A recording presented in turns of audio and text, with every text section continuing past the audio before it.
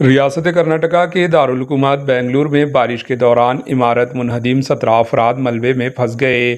کرناٹکا کے بنگلور میں زبردست بارش کے دوران ایک عمارت گر پڑی۔ حکام کو شبہ ہے کہ اس عمارت کے نیچے تقریباً 17 افراد پھنسے ہوئے ہیں۔